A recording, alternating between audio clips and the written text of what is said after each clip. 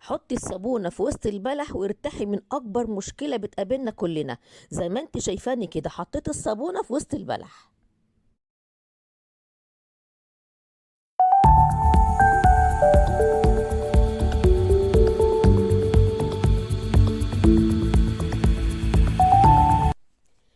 اهلا بيكم حبايبي، حبايب قناة توفير وإعادة تدوير، فيديو جديد ولقاء جديد. يا رب تكونوا بخير. فيديو النهاردة أنا بقدم لك بعض الأفكار والتكات كده اللي بنستخدمها سواء في البيت أو في المطبخ، اللي بتسهل علينا كتير. الفيديوهات اللي من النوع ده بصراحة بتبقى مليانة أفكار حلوة قوي قوي وبتنفعنا كلنا. النهاردة أول فكرة معانا هي فكرة إن إحنا لما نيجي نشيل البيض. طبعا انتوا شايفين كمية قشر البيض اللي أنا شايلاها قد إيه. من كتر ما هي مهمة بالنسبة لي أنا بشيلها بكميات كتيرة جدا. وطبعا انا عامله فيديوهات يعني مش قليله ومش كتيره عن استخدام قشر البيض. هسيب لك برضو ايه اللينكات بتاعتها تحت صندوق الوصف. طيب عشان تشيليه وما تضمنيش ان هو زفرته ولا اي حاجه مثلا متبقيه فيه تعمل لك مشكله، بحط كله في قلب الفرن بتاع البوتاجاز واسيبه كده مثلا دقيقه دقيقتين في فرن البوتاجاز. كل البقايا اللي موجوده في قلب القشر دي كلها يعني ايه بتتاثر بالحراره، وما بيسيبلكيش بقى ولا روائح ولا اي حاجه، وتشيليه في العلب زي ما انت شايفاني كده او في برطمانات، وما تبقيش قلقانه خالص من موضوع قشر البيض ده. دي فكره جميله وبصراحه انا بعملها دايما وبحتفظ بكميه كبيره من قشر البيض. يلا بينا على الفكره اللي وراها. الفكرة المرة دي عن البوت، ولو السوستة بتاعته عاملة مشكلة تعالوا شوفي بقى انا عالجت الموضوع بتاع المشكلة دي ازاي علشان ما نتعرضش ليه مرة تانية. زي ما هتشوفيني بعمل قدامك كده. السوستة دي ساعات لما نيجي نمسكها كده تتعصلج معاكي، هتقومي تعملي ايه؟ سواء انت وانت بتستخدميه او لما تيجي تشيليه، هقولك على فكرة ظريفة جدا. لازم يبقى عندك فوزلين او كريم. الكريم مش اي كريم، لازم يكون الكريمات التقيلة، يعني اللي هي بيبقى فيها الفوزلين كتير. تاخدي حتة من الفوزلين بتاعك وهتبدأي تمشي مع السوستة كده هنا. هتمشي كده هنا مع السوستة بالمنظر ده، وهتسحبي الايه السوستة بتاعتك طالع ونازل. تمام، شفتي اهو كده انت هتعملي تصليح للسوستة بتاعتك بالمنظر اللي انت شفتيه كده. برضو هتدوري عليه داير ما يدور. الاول تدهنيه، الكلام ده يا جماعه طبعا واحنا بنلبس طبيعي بندهن، لكن لما تيجي تخزنيه في الشتاء اهم حاجه ان انت تدهنيه. وبعد ما تخلصي دهانه بالورنيش ويلمع خلاص. لو احتاجتي تعملي وش باللون ده مفيش مشكله خالص عندنا. لو ما احتاجتيش يبقى مفيش مشكله خالص، ما تعملهوش بالايه بالصبغه دي. الفكرة المرة دي بقى فكرة ما اقولكوش عليها بقى. بصوا يا جماعة، دلوقتي احنا لما بنجيب البلح السماني ده بنجيبه بالجريدة كده، ودايما طبعا بيتباع وهو ايه يعني جامد، ما بيبقاش لسه طري ولا حاجة. انا احب اجيبه ما بستغناش عنه خالص ايه لما يكون في الموسم بتاعه. المهم طبعا ده بيتحط بره التلاجة علشان كل يوم لما الاقي شوية طريو، هو طبيعي بيتاكل حتى من غير ما يطرى. بدأت الاحظ ان كل ما اجي اجيب، طبعا بيبقى بره التلاجة، كل ما اجي اخد الاقي النمل بصوا هياخد الكيس ويمشي. جات لي الفكرة ان انا عشان طبعا احافظ عليه عملت ايه، جبت قطعة صابون ورحت حطاها جوه الكيس، سواء قطعة او قطعتين. لو عندك براوي برضو حطي، المهم ان هي ما تكونش صابونة بريحة علشان ما تأثرش على ايه البلح اللي عندك. انا كل يوم لما باجي ادور اشوف اللي طري منه اخده وابتدي ايه ناكل اللي طري، يعني لو اللي عايز ياكل ياكل اللي طري. طبعا لاحظت موضوع النمل ده فروحت جايبه الصابونه زي ما انتم شايفين كده، حطيت في الكيس الصابونه وهي ناشفه. بصيت بصراحه ولا في نملايه واحده. فدي برضو فكرة جميلة قوي، يا ريت الكل يجربها. لو اتحطيتي في مأزق زي كده وبتجيبي البلح طبيعي ده ما بيخشش طبعا ايه التلاجة. يا ريت الكل يجرب الفكرة الجميلة دي، بصراحة هي فكرة ممتازة.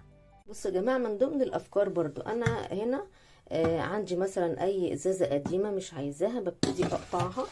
بقطع الإزازة كده، باخد منها الجزء الفوقاني زي كده ما أنا قطعتها كده اهي. ده كده الجزء الفوقاني من الإزازة. بصي أنا هستخدمها بدل القمع، يعني انا ساعات مثلا الاقماع دي بنستخدمها للزيت والاكل والكلام ده كله. طب تعالي بقى نشوف انت ممكن تستخدمي الازازه دي في ايه. تعالي كده معايا. الاستخدام الاولاني، لو انت الغساله عندك ضعيفه الميه خالص، مش قادره تطلعي ميه وعايزه ان انت تعملي من هنا بازازه مثلا او بجردل الميه اهو. خدت انا القمع اللي انا عملته من الازازه كده زي ما انت شايفه وحطيته كده، بقفل الدرج على قد ما ايه الازازه تقضي، وتستخدمي بالجردل بقى عادي وتملي الغساله بتاعتك من هنا. لو انت طبعا زمان انا بقول لك، لو انت واقعه في مشكله ان الميه عندك ضعيفه جدا وما هياش بتطلع لك بسهوله. دي بقى فكرة تانية لاستخدام الإزازة اللي احنا قطعناها. لو انت مثلا عايزة تملي جيركن من الحنفية والحنفية عندك زي ما انت شايفة كده مش طايلة ان انت تحطي الفتحة بتاعة الجيركن ليها، فانا بعمل ايه؟ بظبط الجيركن وبعدين اخلي الازازة بين الجيركن وبين الحنفية، بحيث ان هي ما توقعليش ميه ولا اي حاجه ويتملي الجيركن بمنتهى السهوله زي ما انت شايفه كده. اظبطه في الرقبه بتاعه الحنفيه واحط بقيه الازازه اللي هو البق بتاعها في الجيركن. فكره جميله جدا بصراحه، يا ريت الكل يستفيد منها ويطبقها. بصوا بقى يا جماعه، الفكره القمر بقى المره دي، لو السلكه بتاعه المواعين بتصدي مننا مثلا كده ولا حاجه، كل ما تغسلي بتصدي منك وكل شويه ترميها. بص بقى انا ممكن هعمل ايه. لو عندي دي بروه صابون بلدي اللي هو صابون المواعين او اللي احنا بنحطه في الغسيل. وطبعا احنا شفنا موضوع فيديو صناعه الصابون والكلام ده كله وازاي استخدمته في الغليه بتاعه الابيض والكلام ده. شوف بقى انا هعمل ايه. كلنا بيفيد من عندنا البراوي الحلوه دي، بروه صغيره كده او حتى حته صغيره منها، تقومي حطاها كده في قلب الميه، تروحي وتيجي عمرها ما تصدي خالص. اهم حاجه ان انت ما تسيبيش الصابون كده، بس لازم تكوني حاطه فيه ايه، جزء من الحته دي، جزء من البروه اللي انت شايفاها دي. عارفين بقى البروه دي احنا بنحطها هنا ما تخلوش يصدي ليه؟ انا اقول لك على سبب علمي. الصابون ده يا جماعه، الصابون اللي هو القطع ده طبعا فيه موجود في صناعته احنا حاطين صودا كاويه على زيت. الصودا الكاويه بقى اللي انت بتحطيها اللي موجوده في مكونات الصابون دي هي اللي بتخلي حته الالمونيا دي ما تصديش منك خالص. بصراحه فكره جميله جدا، يا ريت تجربوها. الفكرة المرة دي يا جماعة على النعناع. طبعا كلنا بنجيب النعناع وبننشفه علشان بنستخدمه في حاجات كتير، بنحطه على الشاي، لنا مثلا مزاج نشرب النعناع كده مغلي، لو عندي صداع او مثلا لو عندي ألم في المعدة او كده يعني. المهم طبعا انا لقيت فكرة جميلة جدا للناس اللي دايما بتحب ان النعناع يبقى عندها فريش على طول وما يبقاش ناشف.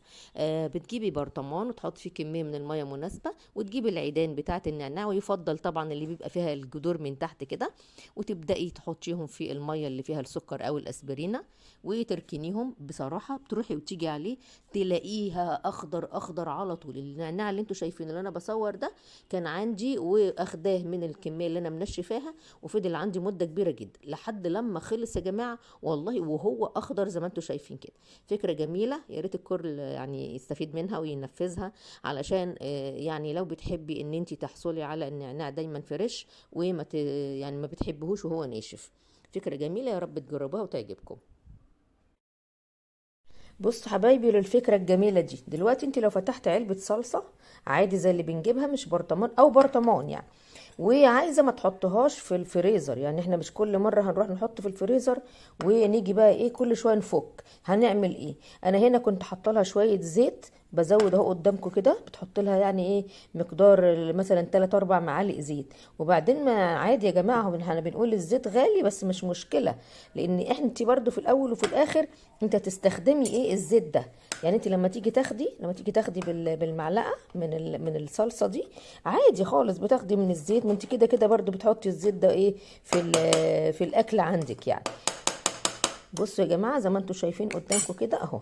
وبعد كده اغطيها، كل كميه الزيت اللي انتم شايفينها دي تمنع ان العلبه تخسر مني ولا يجرى لها اي حاجه. انا جايباها من التلاجة والله، مش من فريزر ولا اي حاجه، عشان برضو تبقوا مطمنين، ما هياش فريزر اهو. بصوا كده اهي. زي ما انا قلت بنحط بقى كميه الزيت دي، وبعد كده بغطيها عادي كده اهو، نحطها احفظها في رف التلاجة، مش لازم ان انا احفظها في الفريزر ولا حاجه. وبعد بقى ما تتغطى ابتدي بقى ان انا احفظها في التلاجة زي ما انتوا شايفين كده، مفيش اي مشكله خالص.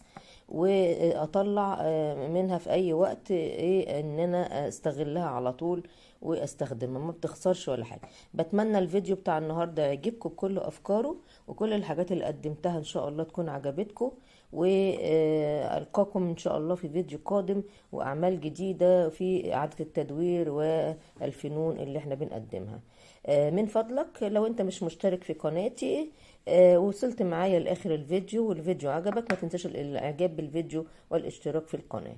القاكم باذن الله على خير، والى اللقاء، باي باي، مع السلامه. اوعوا تنسوا تعملوا الحاجات اللي قلناها دي النهارده.